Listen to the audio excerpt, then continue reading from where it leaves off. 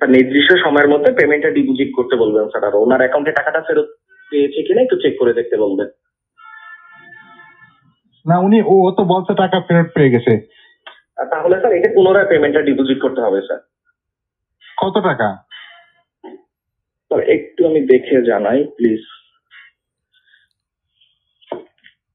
রাত 10টার পরে সে দেখে জানাচ্ছে অফিসে বসে ট্রাভেল এজেন্সিতে। বুলবুল স্যারের কথা বলছেন? জি জি জি। 18,600 টাকা ছিল সব মিলে, টিকিট লাগে সব সহ। ডোমেস্টিকে এত টাকা? এটা ডোমেস্টিক না, এটা international connecting flight. Domestic flight তো স্যার 10টার মধ্যেই বন্ধ হয়ে গেছে স্যার, আর ওনার এক্সট্রা লাগেজ ছিল স্যার, যার কারণে পেমেন্টটা বেশি মনে হচ্ছে, এবং গতকাল তো এই অ্যামাউন্টে উনি পেমেন্ট করেছিল স্যার। আপনি ওনার কাছে একটু জেনে নেবেন প্লিজ। আর যদি সে সকালে ওই নভোয়ারে আসতে যায় তাহলে সেক্ষেত্রে? সেক্ষেত্রে নভোয়ারে আসতে গেলে হয়তো এটা আপনার আরো 2,000 টাকার মতো কম পড়তে পারে, লাগেজ এক্সট্রা লাগে সব মিলে আপনার অ্যারাউন্ড 15,000 টাকার মতো পড়তে পারে আর কি স্যার। এখন এত রাত্রে এটা কেমনে কি সম্ভব? জি স্যার, আসলে পারলে আমরা অবশ্যই করে দিতাম স্যার। তো এটা এখন প্রসিডিউর কি বলেন তো? মানে পেমেন্ট মেথডটা জানতে চাচ্ছেন? জি স্যার সেক্ষেত্রে এটা বাংলাদেশ থেকে যদি পেমেন্ট হয় মাস্টার কার্ডে করা যাবে, বা মোবাইল ব্যাংকিং বিকাশ বা নগদে করা যাবে। যে কোনো ব্যাংক কার্ড থেকে করতে পারবেন, বিকাশ নগদে করতে পারবেন স্যার। এমনি কাউন্টারে করার কোনো সিস্টেম নাই আপনাদের? হ্যাঁ হ্যাঁ, আমাদের চট্টগ্রাম এয়ারপোর্ট কাউন্টার সরাসরি কাউন্টারে এসেও পেমেন্ট করতে পারবে স্যার, ফিজিক্যালিও পেমেন্ট করা যাবে স্যার। তাই? জি তাহলে আমাদের চট্টগ্রাম কিছু ফ্রেন্ড আছে, তাদের বললে কোথায় যাবে বলুন? প্লিজ স্যার এয়ারপোর্ট কাউন্টারে আসলেই হবে স্যার, 4 নাম্বার কাউন্টারে আসলেই হবে, যে কাউকে বললেই হবে 4 নাম্বার কাউন্টার। আপনার নামটা প্লিজ কি বলছিলেন? আপনার? আমি কাস্টমার ম্যানেজার মিজানুর রহমান বলছিলাম স্যার। মিজান সাহেব তাই না? জি জি স্যার। ঠিক আছে, থ্যাংক ইউ। এখন এরকম ডিটেলস নিয়ে কেউ যদি কাউন্টারে যেতে চাইতেছে তাহলে যেটা করতেছে, কথা শেষ হওয়ার পরে আইদার আর রেসপন্স করে না অথবা ব্লক করে দেয় ওই আইডিটাকে। তো মানে কথা বলার সময় আপনাকে বুঝতে দিবে না যে ওরা আসলে ফেক, কিন্তু যখনই আপনি এগুলো ইনকোয়ারি করবেন, আরেকজনকে আমি ফোনে লাইনে রেখে কথা বলিয়েছিলাম, তো ও বলেছে যে ঠিক আছে আপনার 4 নাম্বার কাউন্টারে আমি এখনই লোক পাঠাচ্ছি। কথা পুরোপুরি শেষ করেনি, ওকে ব্লক করে দিয়েছে।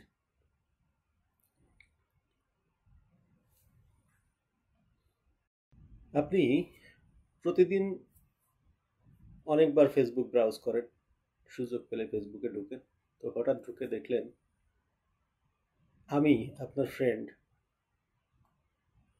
অলরেডি আপনার ফ্রেন্ড লিস্টে আছি, বাট হঠাৎ করে নতুন একটা আইডি থেকে আমি আপনাকে ফ্রেন্ড রিকোয়েস্ট দিয়েছি।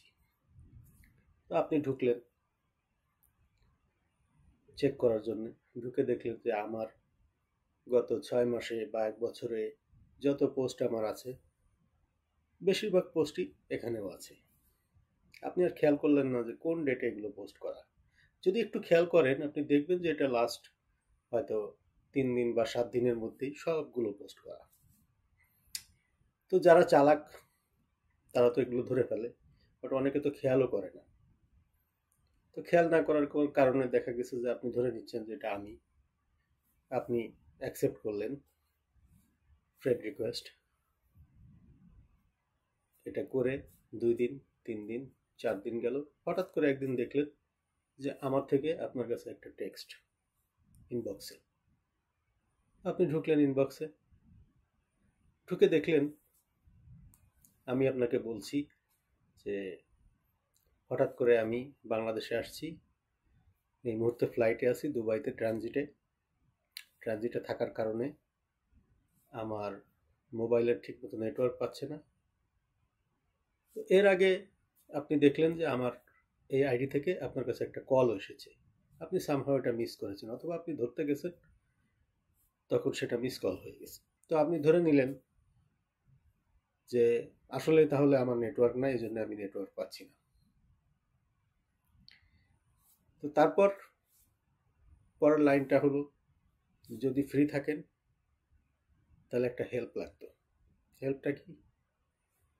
হেল্পটা হলো আমি যেহেতু ট্রানজিটে আছি, আমার ফ্লাইট ঢাকা যাবে না, চিটাগাং যাবে। রাত 1:30টায় ফ্লাইট পৌঁছাবে। এরপর রাত 2:30টায় বাংলাদেশ বিমানে চিটাগাং থেকে ঢাকায় আমার কানেক্টিং ফ্লাইট। তো এই ফ্লাইটে আমি টিকিট বুকিং দিয়েই উঠেছিলাম Dhaka to Chittagong, I mean Chittagong to Dhaka. But somehow আমার কাছে মেইলটা আসে নাই।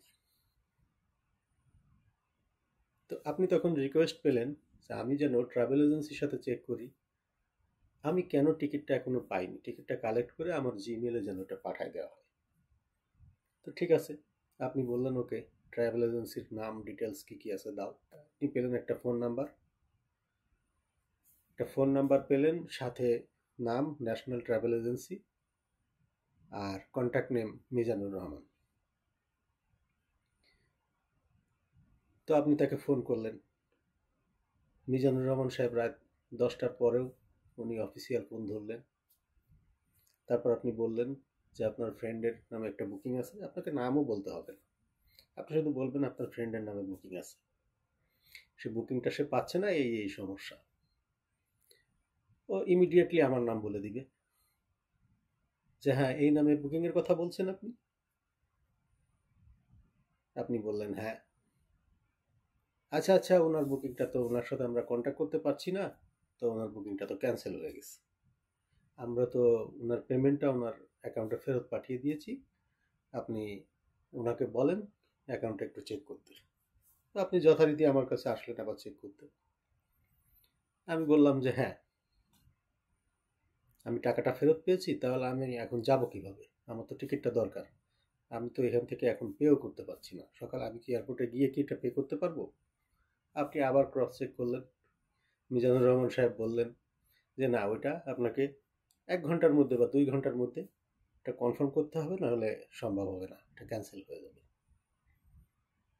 তো আপনি দেখলেন আমি বিপদে পড়ছি, আমি আপনার পরিচিত বা বন্ধু, আমি একজন রিলায়েবল লোক, সো নিশ্চয়ই এরকম একটা বিপদে পড়েই আমি আপনার সাহায্য চেয়েছি। আপনি কি করলেন যে আচ্ছা ঠিক আছে, তাহলে টিকিটটা কিভাবে কনফার্ম করা যায়, আপনি আমাকে জিজ্ঞেস করলেন, আমাকে বলতে আমার ওই ফেক আইডিকে।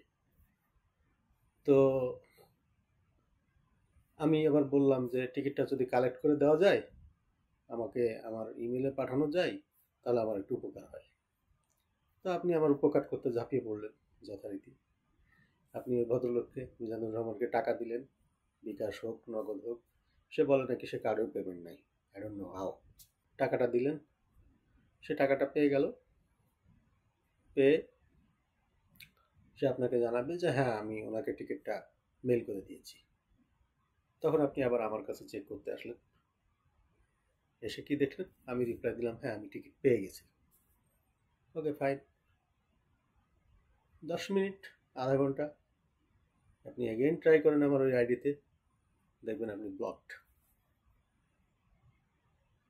নিউ ডাইমেনশন ফেসবুক প্রতারণার।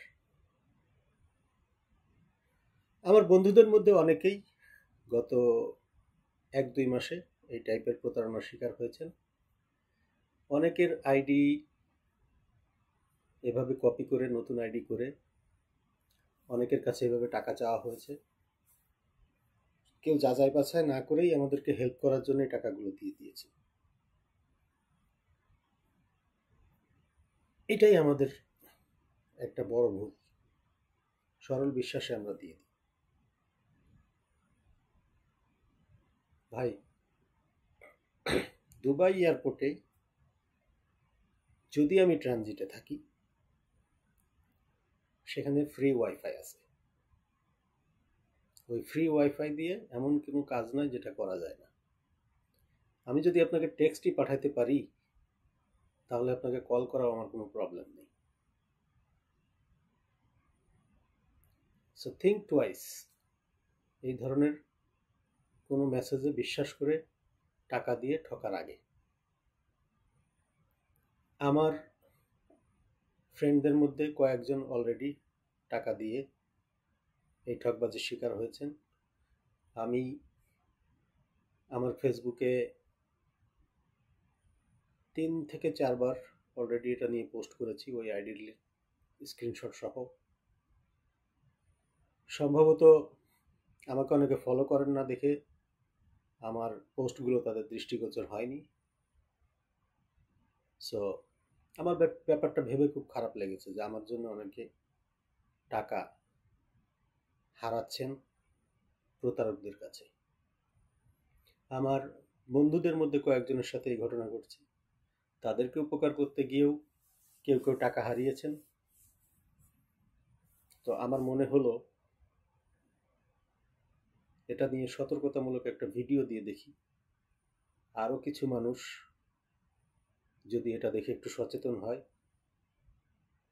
কাউকে টাকা দেওয়ার আগে ফোনে কথা না বলে কনফার্ম না হয়ে শুধু মেসেঞ্জারের মেসেজে বিশ্বাস করে আপনারা কাউকে টাকা দিয়েন না। কারণ এটা আপনারা যাকে উপকার করতে গিয়ে টাকা দিচ্ছেন তাদের খারাপ লাগে। আমার খারাপ লাগছে যে আমার জন্য কিছু লোক টাকা হারাচ্ছে। প্লিজ আপনারা একটু সচেতন হন এই বিষয়ে। আইন শৃঙ্খলা রক্ষাকারী বাহিনী এটা নিয়ে কি করবে আমি জানি না। আমাকে কয়েকজন বলেছে জিডি করতে, বাট আমি আমেরিকাতে বসে কিভাবে বাংলাদেশে জিডি করে আমার আসলে কোনো কাজ হবে এই ভরসা আমি পাই না। সেকেন্ডলি, কেউ কেউ বলেছেন আইডিটাকে রিপোর্ট করতে। আমার সাথে যখন প্রথম ঘটে আমি অনেক লোক দিয়ে রিপোর্ট করিয়েছি অলরেডি। ফেসবুক থেকে আমাদেরকে জানানো হয়েছে কমিউনিটি স্ট্যান্ডার্ডের বাইরে এটা না, যে কারণে তারা এটা কিছু করতে পারবে না। আমার ধারণা অন্যরাও এটা ট্রাই করেছে, কেউ সাকসেসফুল হয়েছে বলে আমার জানা নাই। বাট এই সেম প্রতারক আমার জানা অন্তত 10 জনের সাথে একই ঘটনা ঘটিয়েছে। সো আপনারা পারলে আমার ভিডিওটা শেয়ার করে দিন। লোকজন যদি দেখে একটু সতর্ক হয় তাহলে অন্তত কিছু লোকের কিছু টাকা বাঁচবে, উপকার হবে, আমাদেরও খারাপ লাগাটা কম হবে। ধন্যবাদ।